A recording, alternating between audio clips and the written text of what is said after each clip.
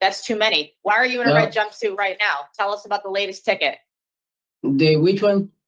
The last one, last week. Yeah, because they were doing a shakedown for the big shakedown they do every year, whatever. So they found a sHaNk inside of one of my bottle, the cleaning bottle next to the toilet. So my old Sally had that sHaNk. That was his. I almost got into a fight with him for that sHaNk. I told him to throw it out, right? So he told me that he threw it out. I already throw all my contraband out because I know they was doing shakedown. So I throw all my contraband out. So when you show up to your parole hearing in the red jumpsuit and handcuffed, it's like, wait, you're too dangerous to be in prison. You're in max right now, and you're going to ask the parole board to get released. It's kind of funny when this happens, and he's doing his best. He didn't even realize what he just said. He said, I threw out all my contraband because of the shakedown. That sHaNk wasn't mine. It was my celly's. So I think he's being a rat. He's contradicting himself, and he's hoping to get paroled. I don't think this is going to work out very well for him. Now let's jump in and see, because you never know in Connecticut, and I'll unpack it at the end. Joshua Montanez, 411613. This hearing is being conducted in consideration of the parole application for Joshua Montanez, number 411613. He is serving a sentence of 5 years with 3 years special parole to follow for 2 counts: criminal possession of firearm, tampering with evidence, violation of protective order, violation of conditional release, possession with intent to sell narcotics, risk of injury to child, disorderly conduct, and weapon in correctional institution. As of today, records reflect parole eligibility date of August 9th, 2024. There is no victim impact in this case. There is an offender accountability plan. He is currently participating in the medicated assisted treatment program. On January 29th, 2025, Mr. Montanez received a disciplinary ticket for a Class A contraband. Utilizing the statewide collaborative offender risk evaluation system, the offender's overall score falls within the high range for risk of recidivism. Mr. Montanez, this is your opportunity to express to the board why you believe you should be granted parole. You may begin. Excuse me? You're up. Why should we give you parole, sir? I really I take full responsibility for my action, you know. So I changed my life, so I be acting different. So saying I don't catch I before this ticket, I don't catch a ticket for like a year. So I was doing good. I finished the program tier 1. I was doing tier 2 on Corrigan, and they give me transfer out of nowhere. So I was doing good for the whole year. So after I catch this ticket, so I really I give my life to God and everything. So I just change my life. I start acting different. Yes, I'm a different person, you know. So I'm not the same ones that I get. I catch the case. So I'm very different now. So I take full responsibility for my own actions. Sir, okay, before we start questioning, I want to clear up one thing, because in earlier last month, you had a ticket for threatening a CO. That was a confused with the CO, so he take it the wrong way, you know. So I don't threaten him. He said that I threaten him, but I take every time I do something, I take full responsibility for my actions. So he make a mistake. I understand. Probably he had a bad day. I understand. So he probably take it the wrong way. And all this coming out of my mouth is, why you acting like that? Why you acting like that? So he called me to the bubble. When he called me to the bubble, he start acting like he want to swing on me. Like, what you want to do? You want to hit me? So I just went back to the wall and was like, yo, why you acting like that? Why you acting like that? He pressed the code. So when he pressed the code, the lieutenant came and started asking like what happened, and he told him that I threatened him. And I say, well, why you say that? Why you lying like that? You know what I mean? Every time everything was coming out of my mouth is, why you acting like that? You are trash, Lindsay. You are trash.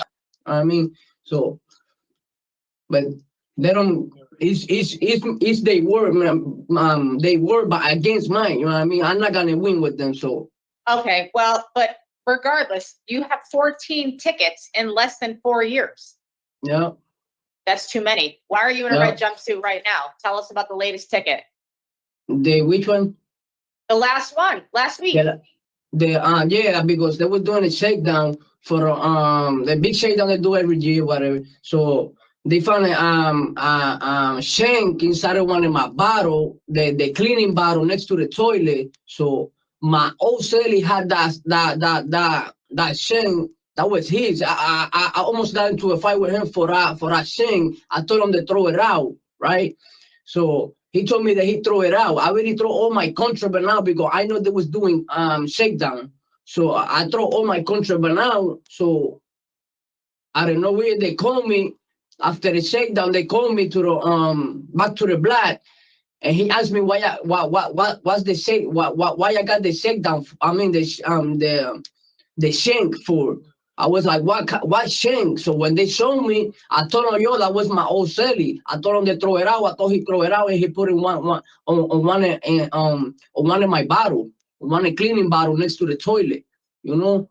So that's all. So they're not gonna believe what I say. So All right, I so told listen, if I go through all the tickets, the intoxication, the possession of marijuana, the assault on DOC, are you going to have an excuse for all of them? Did you do anything wrong? No. I take full responsibility for the rest of my tickets. You know what I mean? So just the other one is on me. You know, it's on me. I take full responsibility for them. I've been They are. on set. Yeah, So, they are I on you. mean, So it's yeah. hard for us to measure change in you when we see these disciplinary reports. You know, I mean, you have 3 years of special parole to follow your sentence, so you will have supervision, and you really need to prepare yourself for when you go back into the community, because we don't want to see you back here. But you had so many convictions coming in. I mean, I can't even possibly go over all of your offenses because you were just causing havoc in the community. Right. You understand that? Yeah, I understand, but I was good for the whole year. Like before these two tickets, A year is not enough, is what I'm telling you. A year is not enough for us to measure success. That's just not good enough. Okay. I understand. You haven't been able to take any programs because you keep getting into trouble, and you're supposed to take programs so that you can change, so you prepare yourself for the community. No, they don't got programming on Hartford Correctional. They don't got. I already finished tier 1. You know, I do tier 1. I finished tier 1, so they don't got programming here for I can finish program. Well, you know what? Maybe you could have transferred somewhere else if you weren't getting all these tickets, sir, to get programs, because they don't keep people with 5-year sentences in Hartford. You're supposed to go somewhere else. Yeah, I already do my whole 4 year on counties, you know. So I've been down almost 4 years. I do almost my whole 4 year on county, you know. I understand, but when you're picking up tickets, you know, they're not going to put you first in line for a program, sir. And you have a serious drug problem, so you needed the help. You really needed the help. You need to take advantage. You're a young guy. Take advantage of the special parole because we want you to get the help. Yeah, I know. You're going to live with a friend of yours in Bridgeport? Yeah, I was trying to go to halfway house. I don't want to live with nobody. I like to start on my own. You know, I start on my own feet. So I just want to go to halfway. I don't want to go full home. You know, I want to start. So now you want a halfway house instead. Okay. Yeah. Okay. And you know you have to register with the Deadly Weapon Offender Registry. That's with the state police. Yes. You understand that? Yeah. Okay. Yes. Okay. Now you had the opportunity to do tier 2. Why did you leave the program? No, they gave me transfer on when I was on Corrigan. They just give me transfer out of nowhere. It's not wasn't because I get a ticket or nothing. They just give me transfer to Hartford Correctional. I mean, I was doing tier 2 on Hartford program. They just give me transfer. You did a month. Why did you get a poor work evaluation? What happened? When you were working, you got a negative evaluation. They said you were not doing your job. Oh, but that was on Bridgeport when I started doing my sentence. So that was because they called me sleeping on the back of the where you dress. I just laying down back, and the CO came and he see me like laying down back. He sent me back to the blacks, and they kicked me out of the job. So Well, I mean, come on, that's common sense. What if I go to sleep on this table right now? I'm gonna lose Yeah, my no. job. Yeah, I understand. So I just we was on like after like after you work you get like a recess. You know what I mean? Like we get a little short recess. Like we just lay down for a little while, but I just went on the back where I know I was supposed to be sleeping. You know what Yeah. I mean? No, I So that's understand why. that's against the rules. And guess what? There are some days Yeah. I don't get a break. If I have a lot of Yeah. work to do, I don't take a break. You have Yeah. 3 kids out there. Are you interested in being a father to your children? Yes, I try. I got whole bunch of letter from the DCF, which I was trying follow I visited I don't know what you call it, a visit from whatever for you can see your kid, but they Right. never give me give Well, me the let me ask opportunity. you a question. How is it you didn't know the name of one of your children? Huh? Your child's name. Why didn't you know your youngest child's name? I know this Joanellis. I know her name. It's Joanelli. I just forgot when he asked me. It's Joanellis.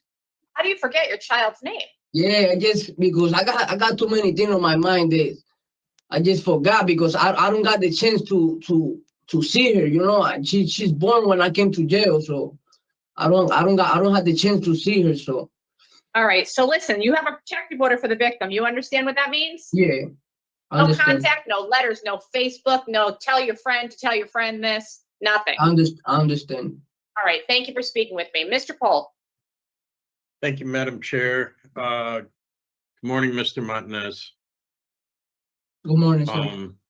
I read your file and it really made me sad. I know. You're 28 years old and you need to be making better decisions, I know. right? And when the chair asked you, when the chair asked you about programs and things like that, it's like you really need to get them to engage. You know, one of the things that I honed in on when you were talking about the ticket from February 6th is that what you just said on here was that I knew there was a shakedown coming, so I threw out all my contraband. So he told me that he threw it out. I already threw all my contraband out because I know they was doing shakedown. Yeah. That's concerning. I Yeah. don't know if you understand how concerning that is. Yeah, right? yeah. Because we're not supposed to have contraband, right? And you have kids out there, and if you want to take part in their life, you got to be able to do something to turn this around. You know, and the way you're acting and where you're doing what you're doing, right? You know, you obviously you probably scared the hell out of your kids. Yeah, I understand.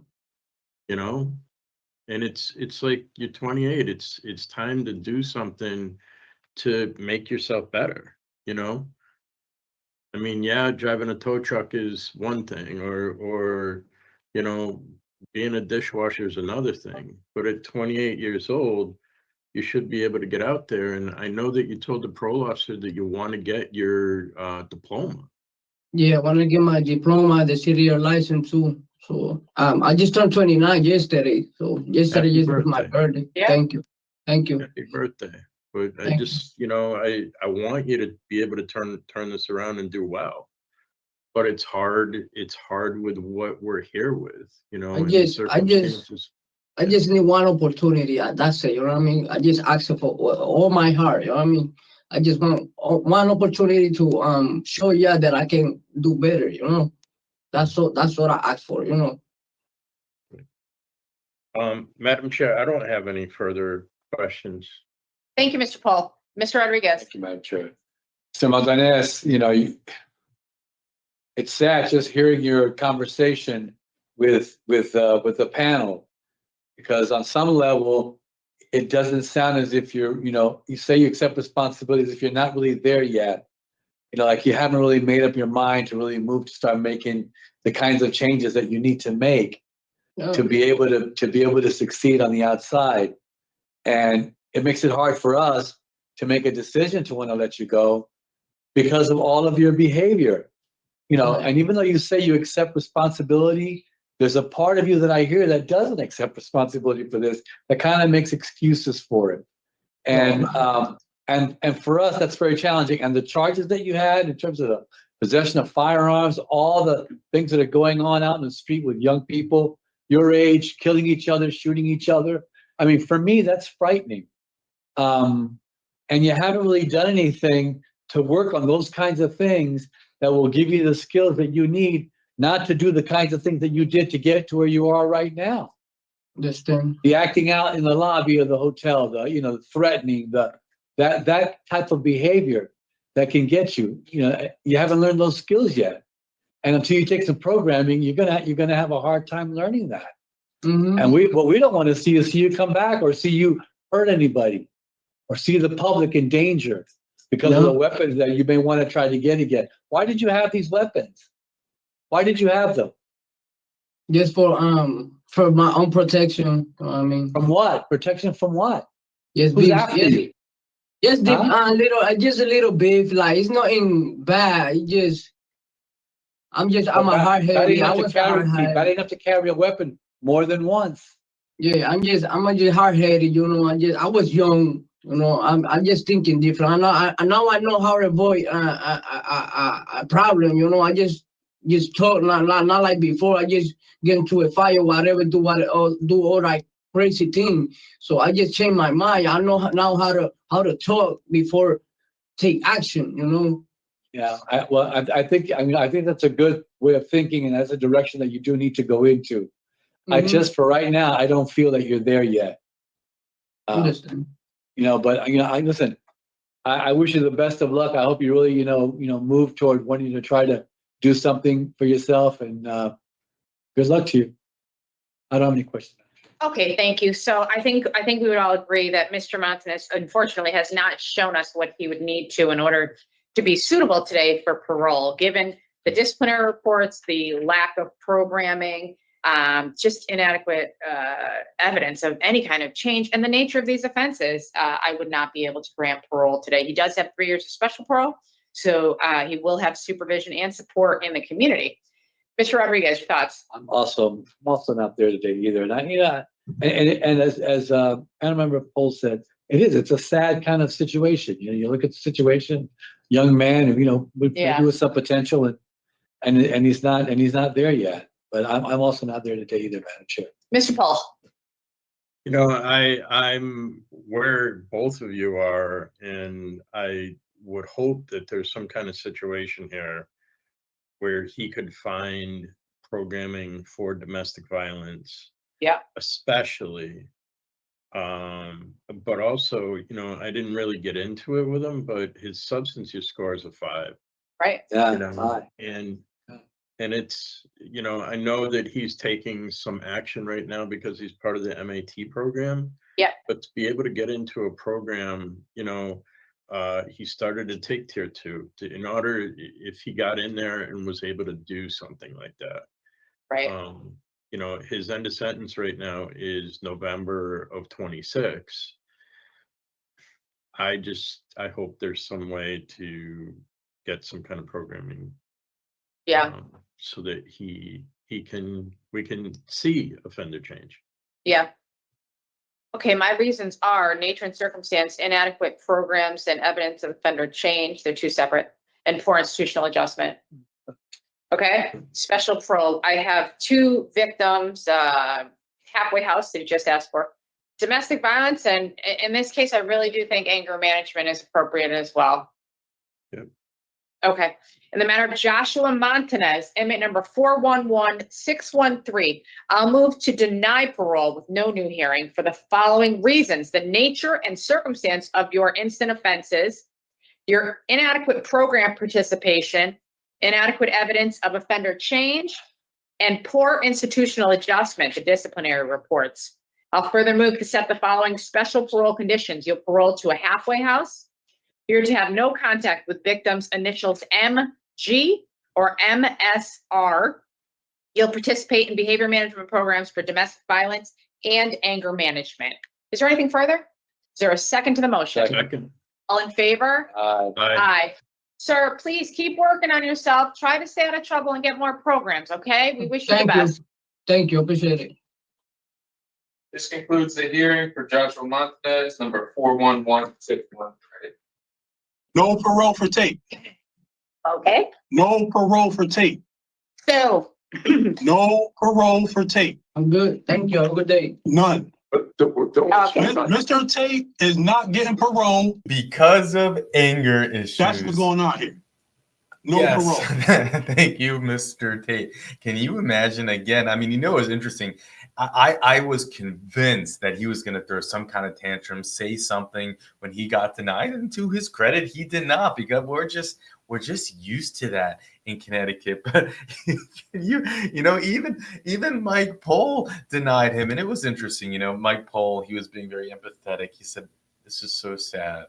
This is so sad," and it is sad. And I don't like Mike Pohl. Even I'll use the word hate but like I said, like he was a history teacher, a middle school history teacher for his entire life before he got this job. And I always said this, he was probably the best middle school history teacher that there maybe ever was. You can tell that he has that empathy for people, but it's not the right place in the parole board.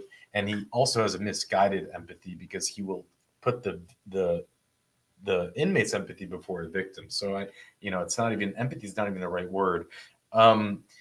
But I was impressed. He caught that part where it said, did you catch it? Where he said, I threw out all my contraband. And I could have sworn when he realized that he said, I threw out all my contraband, he had the look in his eyes like, oh crap, I just said that out loud. And it's like, wow. I mean, you show up. I think we had it one other time. We've seen revocation hearings with the red jumpsuit, but a parole hearing, I think we've only had one that I could remember. There was the funny one where the guy, because he tried to escape from prison, that's why he was wearing the red jumpsuit, and he took the jumpsuit off to go into the parole hearing, and he was caught taking it off, and he had to put it back on. That was a funny hearing too. And there's just, I don't know, there's something in the water in Connecticut, as they say. And thank you, Sir Richard, for pulling the notes on this. And like Sir Richard's out for the count, but he did all the research before the doctor said, hey, you got to be in the dark, face down, is what I heard, for a week. His eyesight is that bad. But, I don't have like details. In this case, there's no news articles. The parole board actually has more details than we do, but I do have like his arrest records. Well, I mean, there's assault third degree, threatening, armed, firearm, risk of injury to a child. That all happened on this day. But it's interesting. I don't really understand it. It says this can't be, but it says his arrest date is 2023. I guess he served June 30th, 2023. Okay, so time does fly by fast. It's February 2025. So there's been some time. He's got a little bit more time left. All right, it makes sense. And I don't have anything else to add to this. It was nice that they denied it. And it's also because he has special parole. You see, if he had a flat sentence, they might have done the insane and give him special parole so they can put him in a halfway house and give him, a probation officer, etc. But when you have special parole, they'll deny because they get that anyways. Not all the time. They don't all. We've seen them grant. But we're going to jump into another hearing. And this hearing has a surprise end to it. Okay, so you could just stick around for that. So with that, let's jump in. I was selling it to other inmates. I try not to ask my family for support because they have their own bills. I put myself here, so they shouldn't have to take money out of their pockets to send me money. So I would take the pruno, I would make it and sell it to try to have stuff in my locker. So help me out without looking it up. So you weren't working in the facility? I started in medical, and when I first came in, and you'll see, I have a ticket because I was taking pills out of the garbage as another way to support myself, and I got a ticket for that. And I lost my job, and Okay, we are about to see a Connecticut parole hearing of a man who seems to be in denial or seems to think that he can just trick the parole board. Oh, yeah, no, I was only making the pruno to sell it. I was only taking the stuff out of the garbage to sell it, not because I have a long history of substance abuse. And we will go over that history at the end. It is mind-boggling. But what's more mind-boggling to me is always when someone shows up to the parole hearing and can still be in denial. But anyways, there is an interesting twist to this parole hearing, so you got to wait for it till the end. And with that, let's jump in. Daniel Meyer, 373715. This hearing is being conducted in consideration of the parole application for Daniel Meyer, inmate number 373715. He is serving a sentence of 8 years executed, suspended after 4 years jail with 3 years probation for 4 counts of burglary third, 2 counts of larceny third, possession of a controlled substance, larceny first, and risk of injury to a child. As of today, records reflect the parole eligibility date of October 9, 2023. There's no victim input in this case. There is an offender accountability plan for the offender. It has been reviewed and shows the offender has completed the VOICES program. Utilizing the statewide collaborative offender risk evaluation system, the offender's overall score on the SRT falls within the high range of risk for recidivism. This is your opportunity to express to the board why you believe you should be granted parole. You may begin. Before I came to jail, I was doing a lot of stupid stuff to support a drug habit. That's what a lot of my crimes are based on, is supporting a drug habit and trying to pay the bills to get by. When I came to jail, I pretty much continued the same thing for a year and a half, doing a stupid thing. I caught 6 tickets for pretty much contraband and the Chica tampering on safety and security. About 6 months ago, when I got sentenced, I finally figured out it's time to cut out the stupid shit. There's stupid stuff, pardon my language, and I've been working on myself for the past 6 months. I started talking to my sponsor again. I started methadone again a couple of weeks ago because I was clean for 4 years before this. It helps me stay on track. I'm doing my step work once again, and I'm just trying to get back out to help my mom. She's 62. My father passed right before I came in here, and it's part of the reason why I relapsed and started doing all the crimes I did, because my drug habit was more important than anything. Okay, I appreciate your opening statement, Mr. Meyer. You know, I every time I hear you young people talk like 60 is old, it just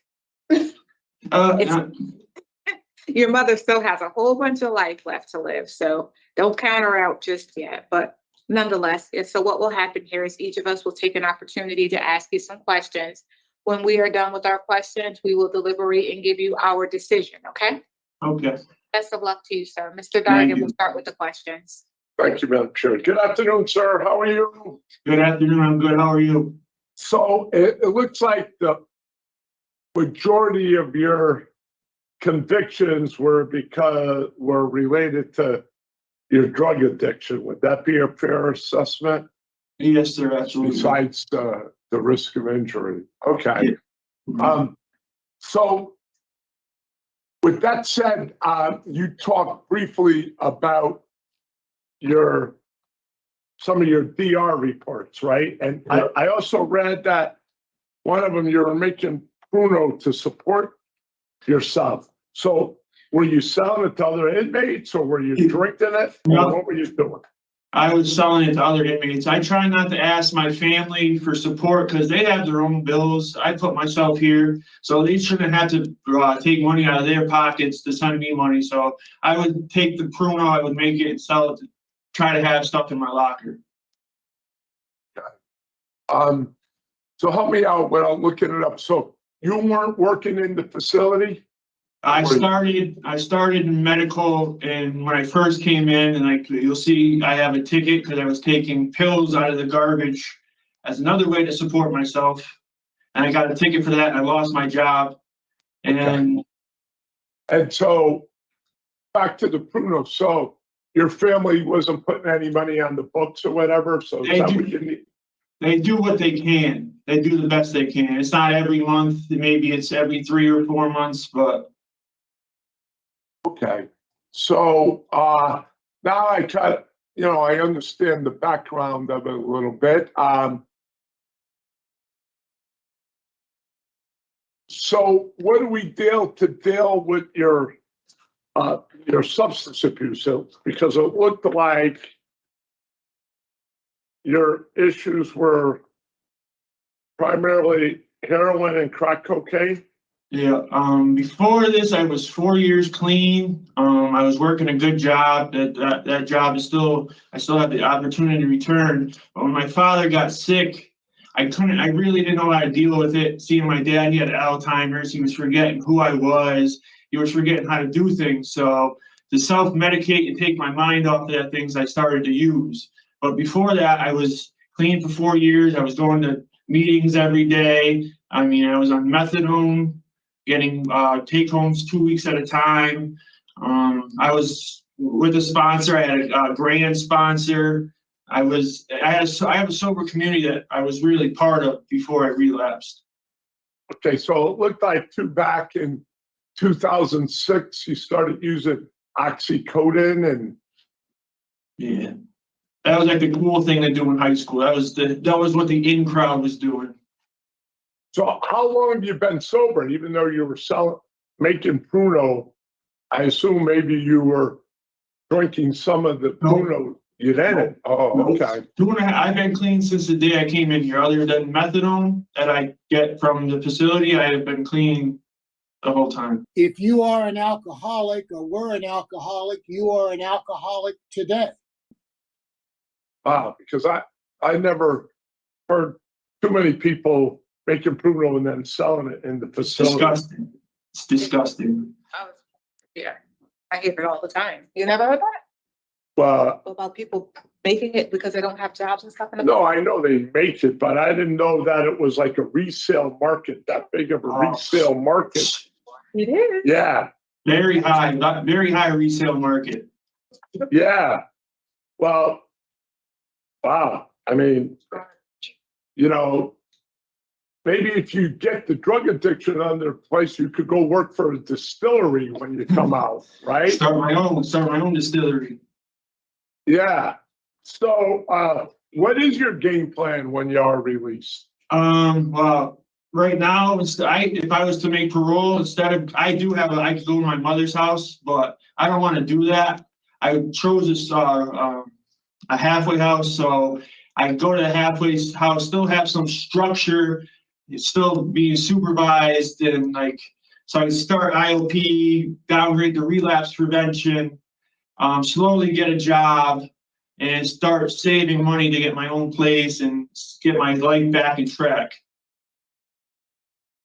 Okay. And I also see within your criminal convictions that you got an ongoing protective order in place, right?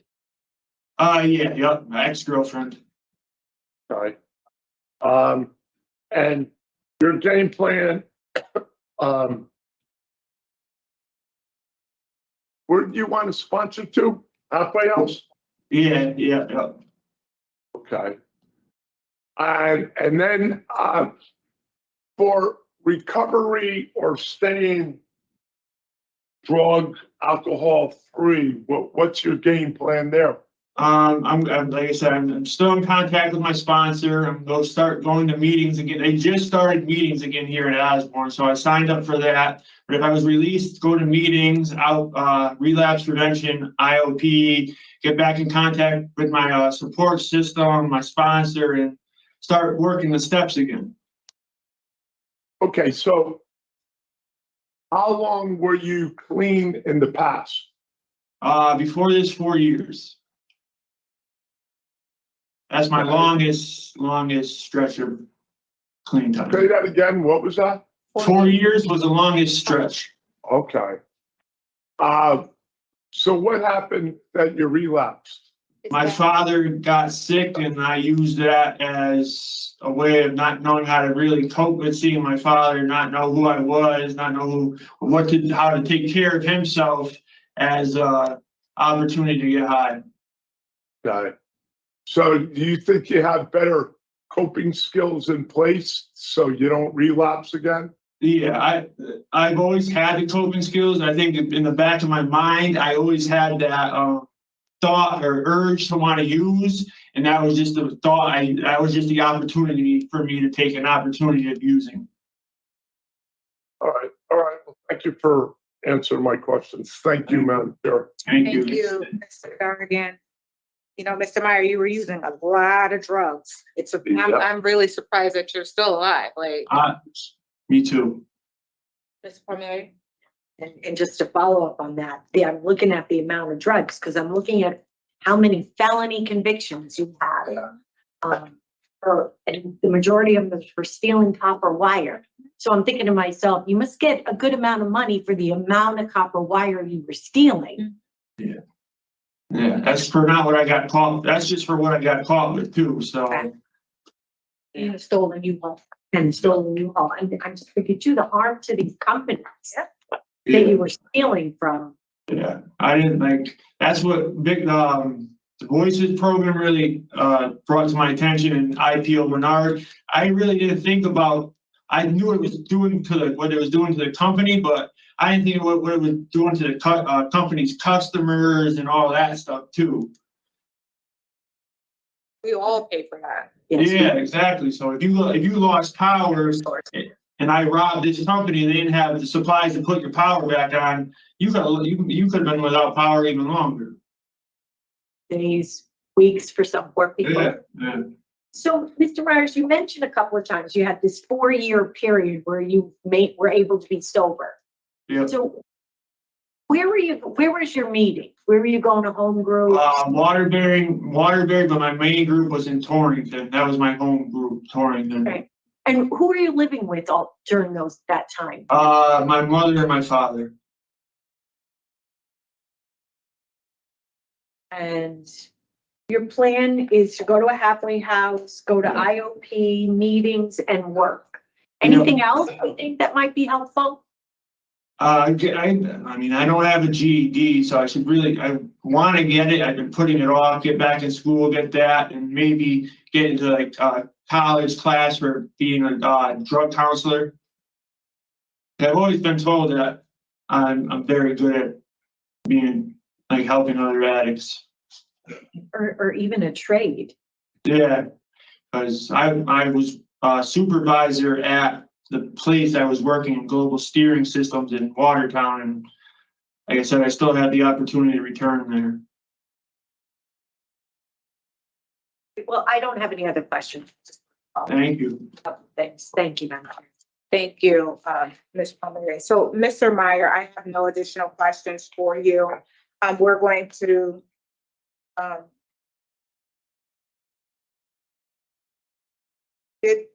did we I know that you're in the MAP program, but where do you fall on the tier, participating in a tier program? I wrote her. They never responded. I have a general referral to addiction services. I wrote and I asked them about why my level was a 5. They answered that, and I said I have a referral, but they never responded to that. So, do you think that you're getting the DRs is also putting you further back on the list, or? I don't think, because when I came in here, they started me at Voices within the month that I came here. Right, but everybody in there doesn't really need the Voices program. Most people in there are addicts, so. It could be. Yeah, okay, all right, give us a few minutes to talk about kids. All right, Mr. Dargan. So, Mr. Myers has somewhat of an extensive drug history, right? I mean, that's It's 2009. a given. He's completed Voices. He's done the medicated assisted program. What was concerning to me is the DRs that he received and then making the criminal and caught. He talked about his 4 years of being drug free.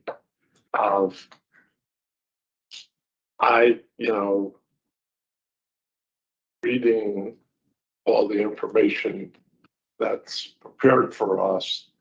And with a drug alcohol score of a 5, I had him denied. The only question I had is, you're gonna end the sentence, or there's an opportunity to bring him back? And that's just where my thought process is right now. Thank you, Mr. Gargan. Oh, Mary.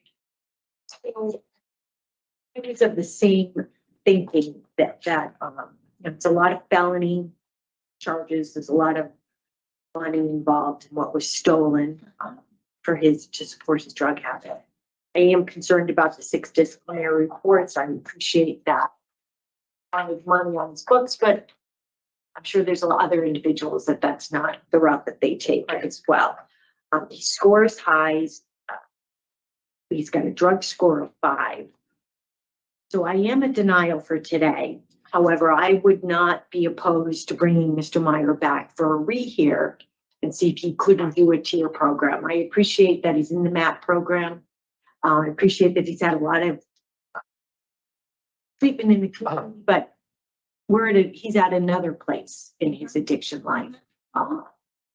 So I Not only that, I really think that he could really use a refresher course because, unfortunately, death and illnesses are a part of our lives, stress, all that stuff. And perhaps he could gain some additional tools from participating, completing another program.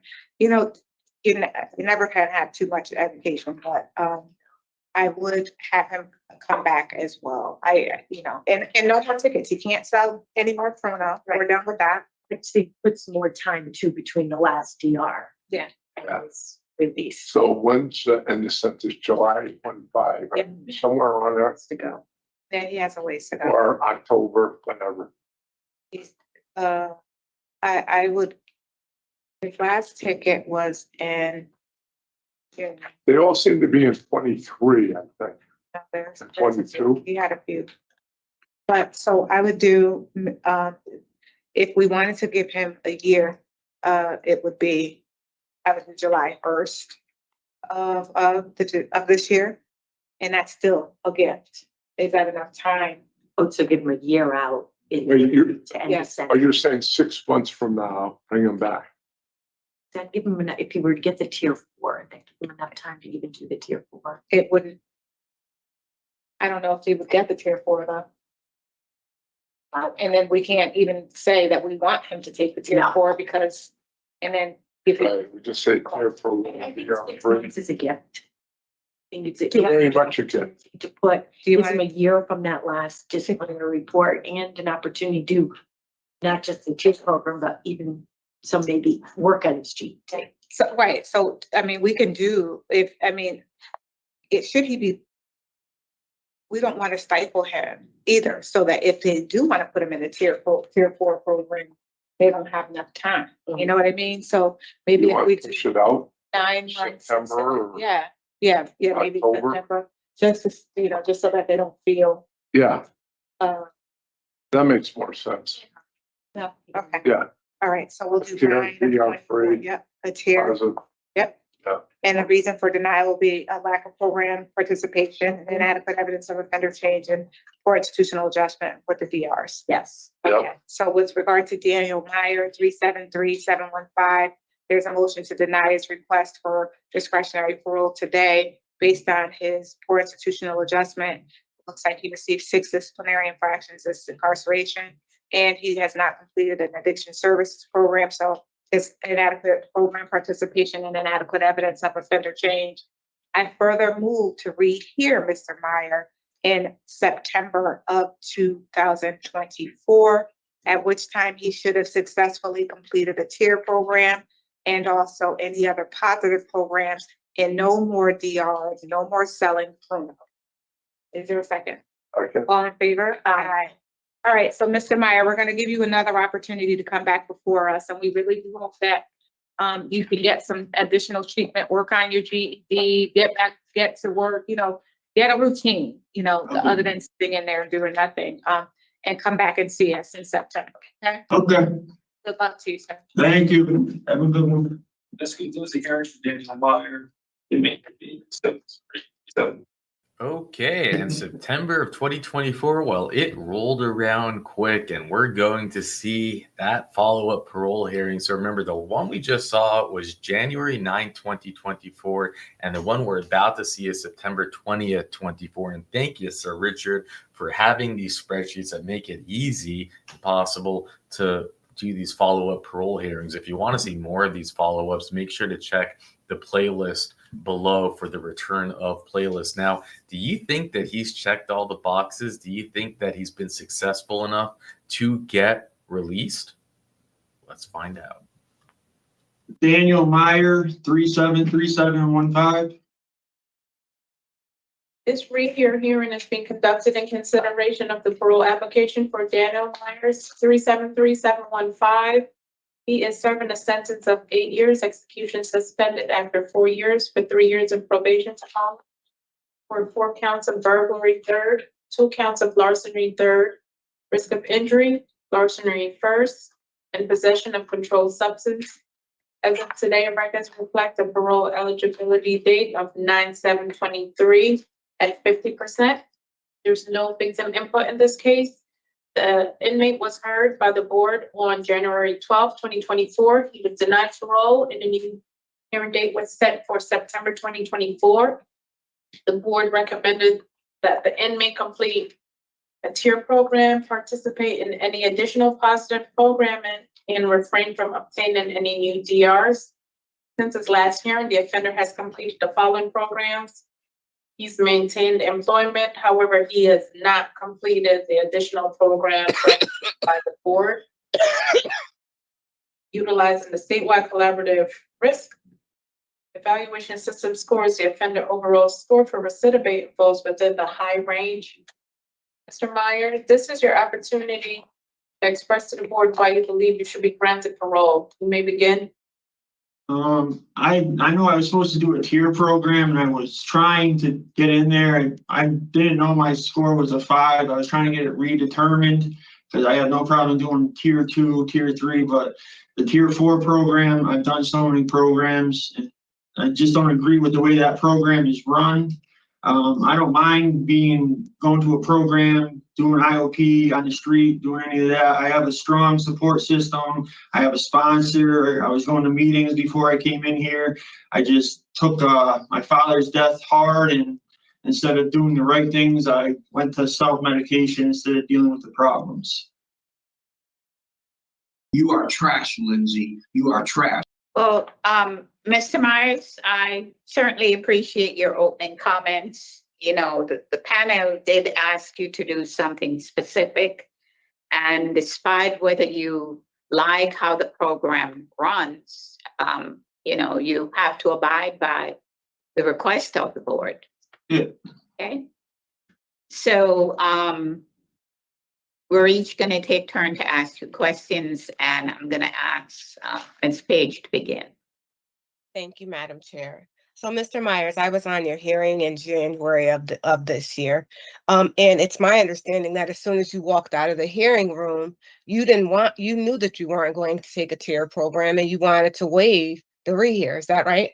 No, I was gonna waive it for halfway house possibility, but I have no problem doing tier 4, tier 2. That's not what I read. That's not what I read, Mr. Meyer. I read that I can pull up the document that you sent in request. You told the officer that you did not want to complete the treatment, and that you were just going to go for the halfway house. And then they told you. Okay. I said I would not do tier 4. Yes, I said I would not do tier 4. So why didn't you do a tier 2 then? Because they will not let me, because my drug score is a 5. So you rather have no treatment and come back before the board than get some treatment? I'm on methadone. I go to the methadone classes. I mean, right, and that's still not treatment. That's not treatment, but in my opinion. Yeah, and it's my understanding that you were doing the methadone program when you were out in the community before. Yeah, I was 5 years clean when I was on that. But so 5 years clean. Yep, 2016 or 4 years, 2016 to 2020. 2016 to okay, that looks about right. Okay. Unfortunately, sir, when you did go on your downward spiral, it was really serious. And the disciplinary infractions that you received, even after we when you got into prison, were all concerning. Like you're cheeking your methadone medication for what? I didn't have any outside support, so I was selling it. I'm not gonna lie about it. I was selling it. I was doing stupid things when I first came into prison, and I am disappointed in them now, and I look back and wish I could have done something different. That's why I've been doing what I've been doing for the past over a year and staying ticket free and working in the kitchen. Yeah. Well, that I know that you think that this is the things that are supposed to go the way that you yeah, but we set up we don't want you to go out to fail, Mr. Meyer. And that's why we asked you to participate in the ThE program. And unfortunately, based on the information that I've reviewed in preparation for today, coupled with the nature of your disciplinary infractions, be that as it may, they were a year ago, but they still display the same kind of behaviors. You don't have the best track record of being compliant when you're out in the community. You have 3 failed out of 4 tries. And you rate high at 36 years old as a risk to recidivate. I just don't see you as a suitable candidate for discretionary parole, sir. I understand. So, I already came in here figuring that, well, so. okay, thank you. I'm all set, Madam Chair. Thank you. I don't have any questions, Madam Chair. Okay. I don't have any questions either. I know Mr. Myers had indicated that his longest clean time, I do have 4 years. He has been in your opening statement. You said you can go out and go into treatment programs, but there are quite a few other treatment programs that you have participated in previously. And they were all completed successfully. They were all done successfully. So, but here we are today. Yep. So I do not have him voted to discretionary parole, Madam Chair. Inadequate evidence of offender change and lack of program participation are my reasons. Okay. I mean, you can couple that with his criminal history that is extensive. So I just did the criminal history and inadequate institutional program and evidence of offender change. Yes. Okay.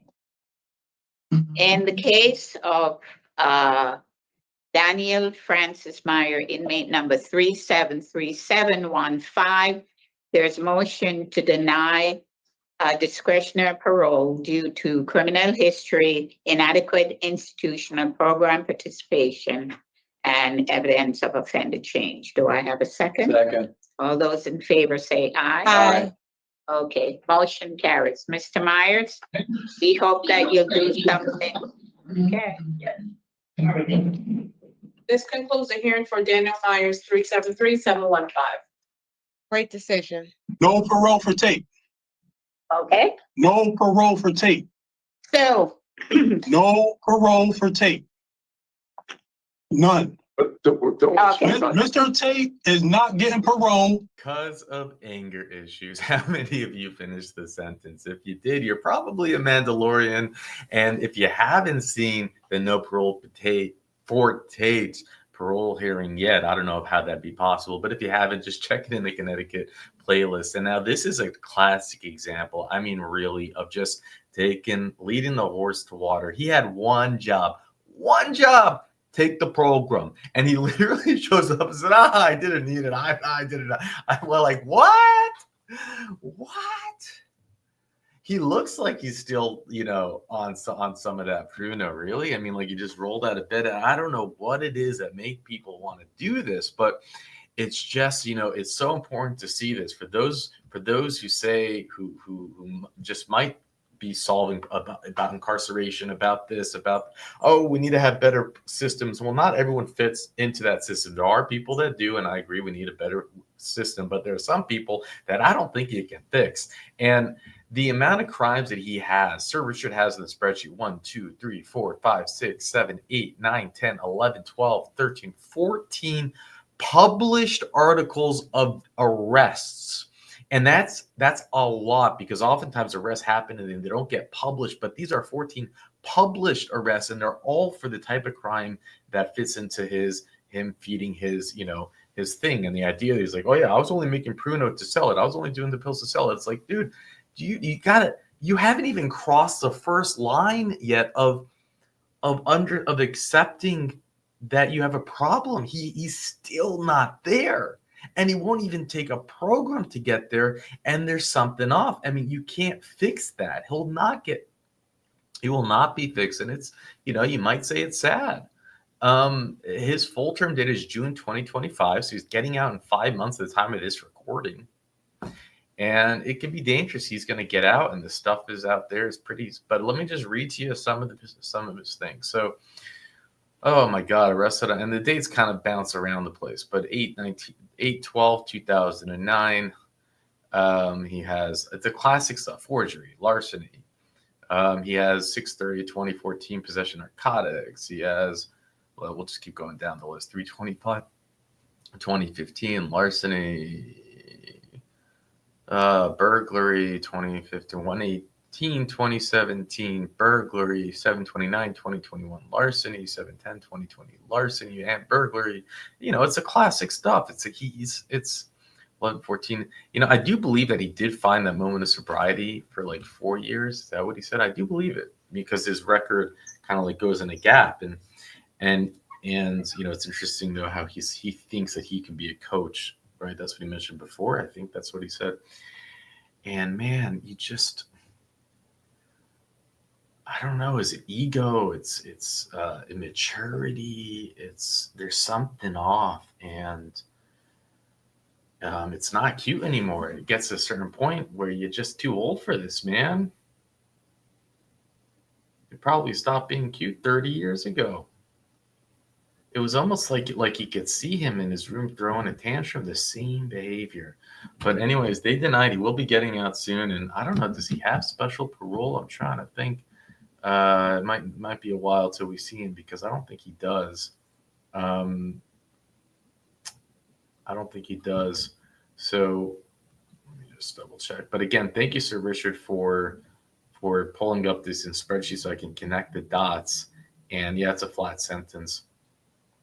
And because that's how we're able to do it in the spreadsheet. So make sure that you check out the playlist, The Return Of. There are many, many, many, many that we can cover. So let me know in the comment section if you want me to. It always takes a little bit more work on my part. I got to go into my database. I got to go into the hard drive, pull out the hearings, glue them together, listen to them again.